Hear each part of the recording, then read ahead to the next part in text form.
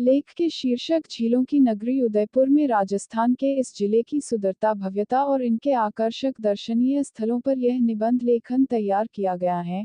मध्य प्रदेश की राजधानी भोपाल को भी झीलों की नगरी, नगर, लेक सिटी कहा जाता है। हम यहाँ बात कर रहे हैं उदयपुर शहर की, जिन्हें राजस्थान का कश्मीर भी कहा जाता है। लीजिए मित्रों, बढ़ते हैं हमारे हिंदी निबंध लेखन की तरफ। झीलों की नगरी उदयपुर, निबंध ऐसे on lake city Udaipur in Hindi. जरूर दिल की धड़कनें तेज हो जाती हैं। यह वही उदयपुर है जहां मन में हलचल उथल पुथल करने लगती हैं। प्रेम के रस में रंगा सारा शहर, मानो हर दिन त्योहार सा हो। उदयपुर को हर पल याद करने का मन रहता है।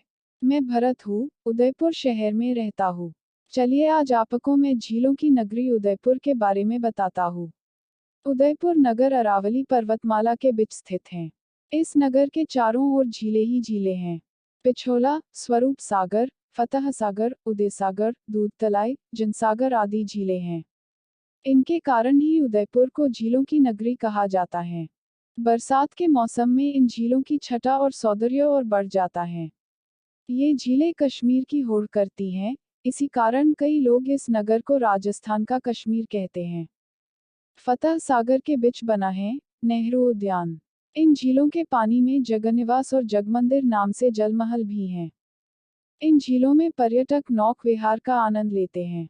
रात्रि के समय जब ये उद्यान तथा ये महल विद्युत के प्रकाश में जगमगाते हैं तो इनकी शोभा देखते ही बनती है। एक विशेष बात यह है कि ये झीलें इस प्रकार बनी हैं कि एक झील का पानी दूसरी झील में आता है, अतः ये झीलें जल संरक्षण का उत्कृष्ट उदाहरण है। इस झील में ही उत्तर की ओर एक सौर वेधशाला, सोलर ऑब्जर्वेटरी बनी हुई है। इसमें वैज्ञानिकों द्वारा सूर्य की गतिविधियों का अध्ययन किया जाता है। उदयपुर नगर में कई ऐतिहासिक तथा दर्शनीय स्थल हैं। पिछोला झील के किनारे महाराणा प्रताप के वंशजों का भव्य स्मारक और महल बने हुए हैं। इनमें कांच का काम तथा चित्रकारी अद्वितीय है। फतह सागर के किनारे पूर्व की ओर मोती मगरी नाम का प्रसिद्ध ऐतिहासिक स्थल है। इस पर चेतक घोड़े पर सवार महाराणा प्रताप की विशाल प्रतिमा है। उसी परिसर में महाराणा प्रताप के सहयोगी हकीम खां सूरी, भामाशाह, भीलूराना पूंजा, मन्ना, झाला आदि की प्रतिमाएं भी हैं। ध्वनि प्रकाश कार्यक्रम के माध्यम से मेवाड़ की गौरव गाथा को दर्शाया जाता है। इससे दर्शकों में राष्ट्र प्रेम की भावना का संचार होता है। यहाँ दिन रात पर्यटकों का आना जाना बना रहता है। फतह सागर के पास ही उत्तर में स्थित एक पहाड़ी पर नीमच माता का सुंदर मंदिर है। यहाँ प्रतिवर्ष श्रद्धालुओं का तांता लगा रहता है। इस पहाड़ी के पीछे ही प्रताप गौरव केंद्र बना हुआ है।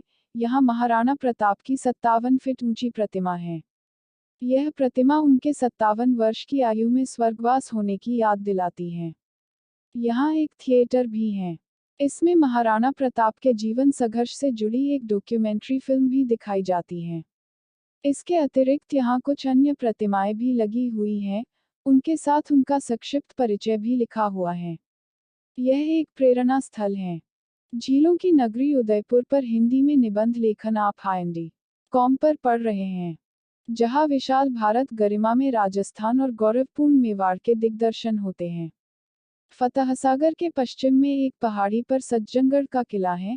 इसे महाराणा सज्जन सिंह ने बनवाया था।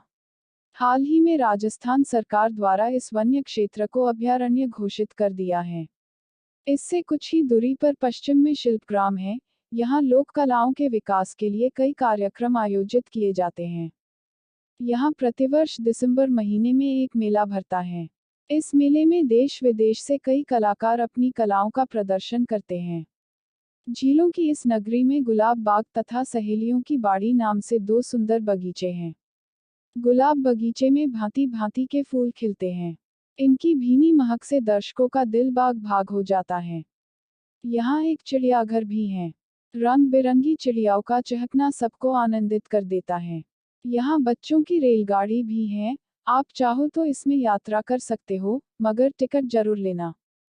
इसके अलावा यहाँ पहले भालू, शेर, चीते, बंदर आदि थे। यहाँ शेर की दहाड़ सुनी जा सकती है। हिरन को कुचाले भरता देखकर बच्चे गदगद हो जाते थे। किंतु जब से सज्जनगढ़ को अभयारण्य घोषित किया है, सारे जानवरों को वहां स्थानांतरित कर दिया है। सहेलियों की बाड़ी में जब फव्वारे चलते हैं, जन्नत का नजारा लगता है। इन झीलों के किनारे वर्ष में 2 बार मेले लगते हैं। हाँ, हरियाली अमावस्या तथा गणगौर के अवसर पर इन मेलों में सारा शहर उमड़ पड़ता है। पास पड़ोस के लोगों की भीड़ जमा हो जाती है। पांव रखने तक की जगह नहीं बचती है। इन मेलों में यदि आप आओ तो चक्री डोला और झूलों में जरूर बैठना। हाँ, इतिहास में प्रसिद्ध इस नगर में भारतीय लोककला मंडप भी हैं। यहाँ भी लोक कलाओं के विकास पर योजनाएं बनाई जाती हैं। इस संस्था की देश विदेश में अनूठी पहचान है। यहाँ कई प्रकार की कठपुतलियां हैं, उनका नाच और करतब देखकर सभी दर्शक आनंदित हो जाते हैं। उदयपुर टूरिस्ट गाइड इन हिंदी। उदयपुर दर्शनीय स्थलों की जानकारी। भारत में पर्यटन के लिहाज से राजस्थान का महत्वपूर्ण स्थान है।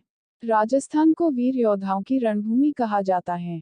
यहाँ के सुनहरे गौरवशाली इतिहास को यहाँ के प्राचीन स्थल किले व महल आज भी सबूत के रूप में विद्यमान हैं।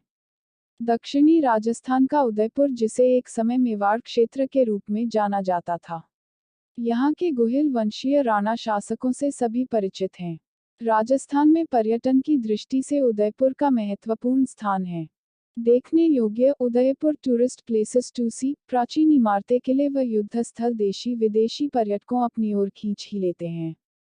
उदयपुर में देखने योग्य क्या है? What to see in Udaipur city. एक शब्द में कहे तो राजस्थान की इस सुंदर भूमि के स्थल, लोग, संस्कृति, खान पान और स्थल विरले हैं।